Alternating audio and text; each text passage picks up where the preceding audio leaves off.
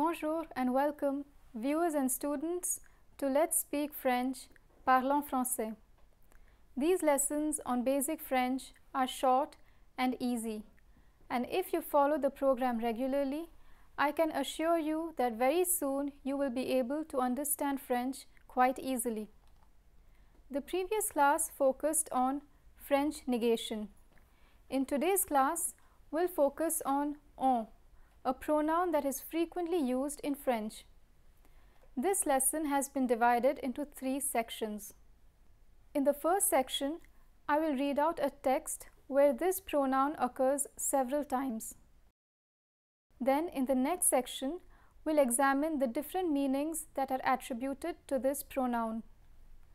And finally, in the third section, we'll do an exercise to revise what we learned in today's lesson.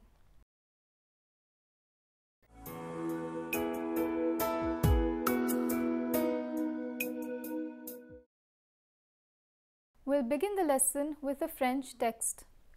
This text consists of a telephonic dialogue between two friends.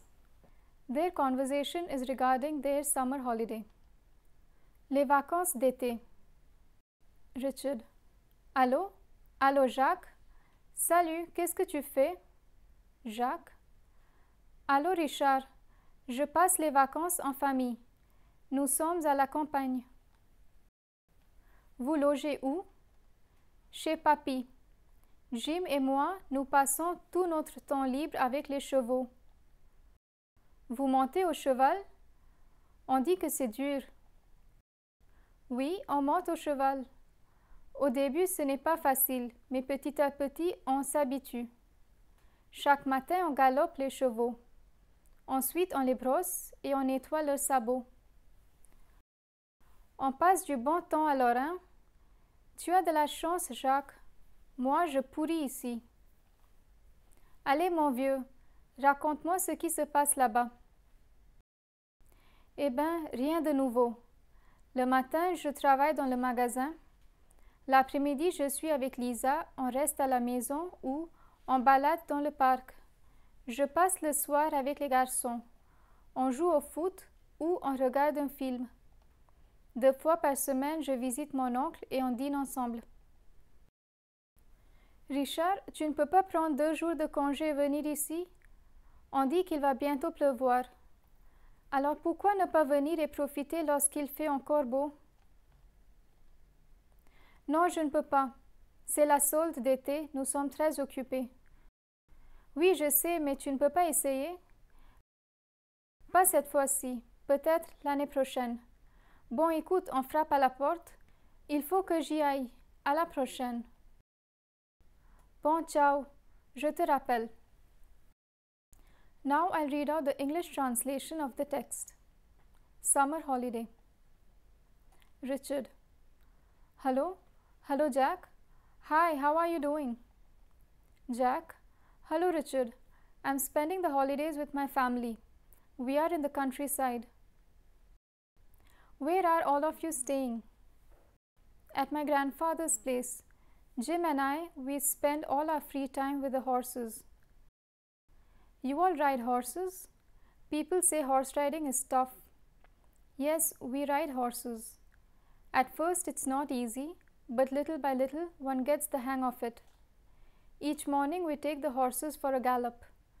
Then we brush their coat and clean their hooves.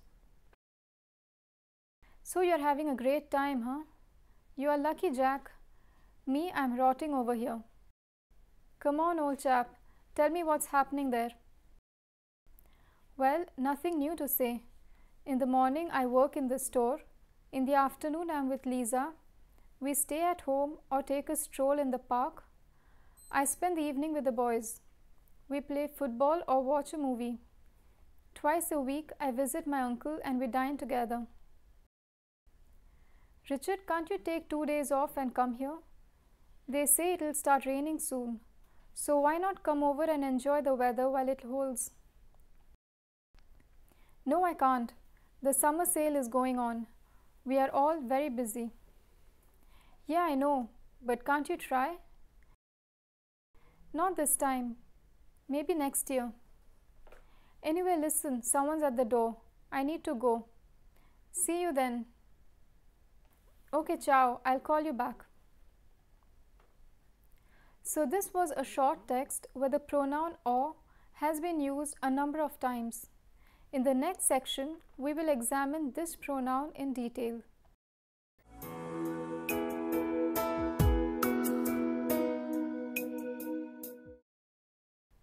The pronoun on is versatile. Many French teachers often discourage students from using this pronoun because of its ambiguity, informality, and imprecision. A famous but informal adage that is often heard in relation to this pronoun is on est un con, which roughly means that using this pronoun on can be rather troublesome. Despite being brushed aside, this pronoun is very popular and one constantly hears it in every setting, be it in a formal or an informal setting. The pronoun on can either be a personal pronoun or an indefinite pronoun. This explains why in the text certain on are in blue while the rest are in black. Let's first examine on as a personal pronoun. Up until now, we learned that there are 8 personal pronouns in French: je, tu, il, elle, nous, vous, il, elle. But in today's class, I'll introduce you to a 9th personal pronoun, on. On means nous. So while the meaning of the noun is plural, the verb that follows it is always conjugated in the third person singular form. Let me illustrate this with an example from the text. Vous montez au cheval? Oui, on monte au cheval. Chaque matin, on galope les chevaux. Ensuite, on les brosse et on nettoie leurs sabots. Richard asks his friend whether he and Jim ride horses. Vous montez au cheval? In this question, vous refers to Jack and Jim.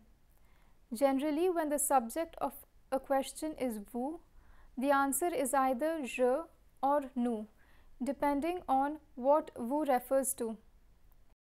Vous, as you all know, can mean a formal you or a formal or informal you all. In the above question, vous clearly refers to Jack and Jim. Hence, one would expect the subject of the answer to be nous, but we find that Jack replies with on. Now, while on denotes two people, Jack and Jim, take a look at the verbs monte, galope, brosse, and nettoie. What do we see? We find that all 4 verbs are conjugated in the third person singular. Let me explain this in a different manner. I'll consider the same question and answer. Vous montez au cheval? Oui, nous montons au cheval. Chaque matin, nous galopons les chevaux. Ensuite, nous les brossons et nous nettoyons leurs sabots. I have replaced on with nous in Jack's answer. I've also made sure to modify the verbs so that they agree with on. Both these answers are identical in meaning. Nous can replace on and vice versa without altering the meaning of the sentence. However, on is only used in the informal register.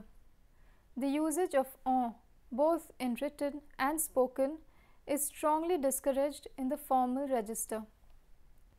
Since the dialogue takes place in an informal setting, the speakers have the choice of either using nous or on. Usually, once the speaker decides on one pronoun, he continues using that particular pronoun throughout the conversation.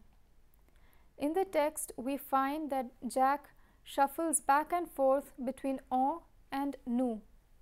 This has been intentionally done in the text to highlight the synonymity of the 2 personal pronouns. Let me show you more examples of this from the text. On reste à la maison ou on balade dans le parc. On joue au foot ou on regarde un film. 2 fois par semaine, je visite mon oncle et on dîne ensemble. In these examples, Richard is explaining to Jack how he has been spending his holiday. In the first example, on denotes Richard and Lisa. In the second example, on denotes Richard and the boys. And in the third example, on denotes Richard and his uncle. In the text, there is no ambiguity as to whom on refers to because the previous sentence or clause clearly indicates the subjects. To better understand this, take a look at the third example. This sentence consists of two clauses. 2 fois par semaine, je visite mon oncle, and clause number 2, on dîne ensemble. The two clauses are connected by the conjunction a, which means and. The subject of the first clause is je. The subject of the second clause is on. On here refers to je, which is Richard, as well as the uncle whom Richard visits. This sentence can also be said in the following manner. 2 fois par semaine, je visite mon oncle et nous dînons ensemble. Before we proceed, let us go through the sentences again. I will repeat each sentence twice, once with the personal pronoun on and a second time with the personal pronoun nous. Note how this change of subject affects the verb. On monte au cheval, nous montons au cheval. On galope les chevaux, nous galopons les chevaux. On les brosse et on nettoie leurs sabots, nous les brossons et nous nettoyons leurs sabots. On reste à la maison ou on balade dans le parc, nous restons à la maison ou nous baladons dans le parc. On joue au foot ou on regarde un film, nous jouons au foot ou nous regardons un film. 2 fois par semaine, je visite mon oncle et on dîne ensemble. 2 fois par semaine, je visite mon oncle et nous dînons ensemble. Now let me show you how tricky or ambiguous this pronoun can be. In the previous examples, on signified nous. Now I'll show you how on can also mean vous. Let me illustrate this with an example from the text. When Jack describes his mornings to Richard, the latter comments, on passe du bon temps alors, hein? In this example, Richard is the speaker. Richard isn't the one having a good time. It's Jack and Jim who are enjoying themselves. So although Richard uses the pronoun on, he is not including himself in the group that consists of Jack and Jim. Let me explain this with nous and vous. When I say nous chantons, I include myself in the group that is singing. But when I say vous chantez, I am not including myself in the group.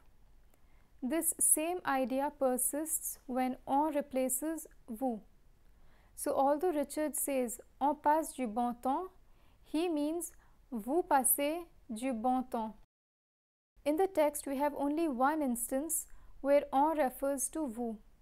So let me give you another example. For instance, a father returns from home one evening and finds for once his two children are at home. So he exclaims, "Ah, quelle surprise! On est à la maison aujourd'hui." This translates as, "What a surprise! You both are home today." So although the father says on, the pronoun denotes his two children. It does not include him. So to summarize, the pronoun on can either mean nous or vous. It is the context that indicates which pronoun is signified. Nous and vous can replace the pronoun on, but whenever a change is made, it must reflect on the verb that is conjugated. Let's look at the two examples again in this light. We are having a great time, which translates in French as on passe du bon temps can mean nous passons du bon temps or vous passez du bon temps. Similarly, we are at home today, which translates as on est à la maison aujourd'hui, can mean nous sommes à la maison aujourd'hui or vous êtes à la maison aujourd'hui. Note how the verb agrees with the subject.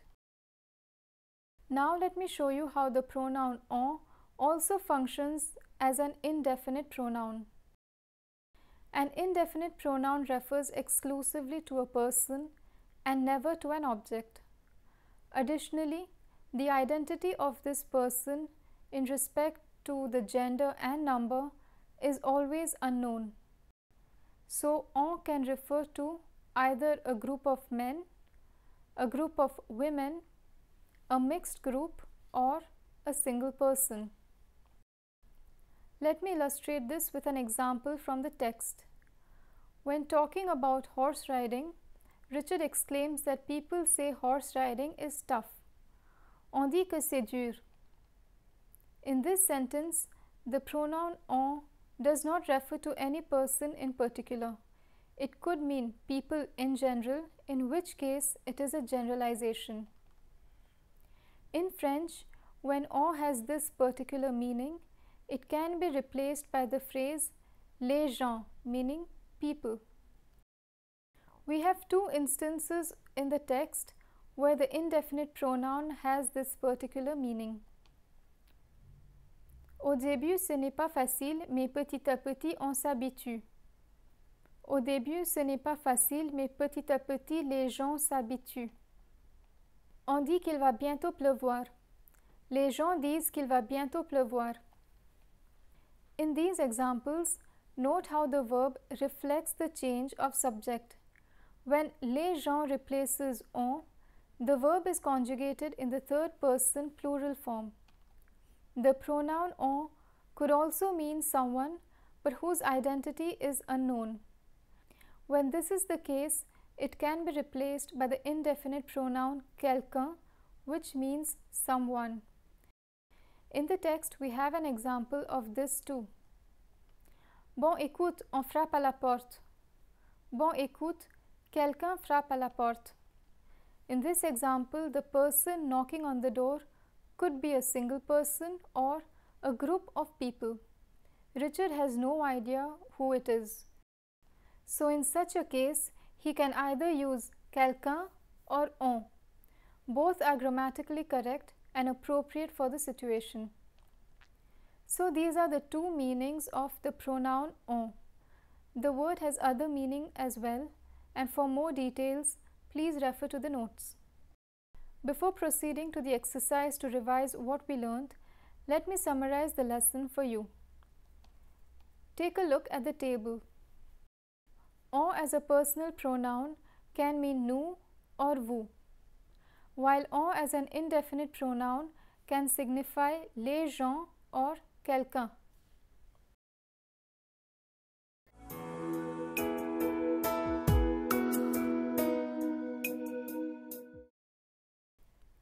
In this third section, we will revise what we learned in today's session on the pronoun on. A short exercise has been provided below, which contains 4 sentences. The subject of each sentence is the pronoun on. Replace this pronoun with any one of the 4 terms nous, vous, quelqu'un or les gens and translate the sentence into English. Remember to make the necessary changes to the verb. Maintenant on a faim. Maintenant vous avez faim. Now you all are hungry. On dit que c'est une vraie histoire. Les gens disent que c'est une vraie histoire. People say it's a true story or they say it's a true story. Cet après-midi, on accompagne nos parents à la gare. Cet après-midi, nous accompagnons nos parents à la gare. This afternoon, we are accompanying our parents to the railway station. On vous demande au téléphone. Quelqu'un vous demande au téléphone. Someone's asking for you on the phone. With this, we come at the end of our second lesson. This lesson was divided into 3 parts. In the first part, I read out a text where the pronoun on was used several times. In the second section, we examined the pronoun on in detail. And finally, in the third part, we revised today's lesson by doing an exercise on this pronoun. I hope you enjoyed today's session. In the next session, we'll learn about closed questions. I hope to see you in the next class. Thank you and à bientôt. See you soon.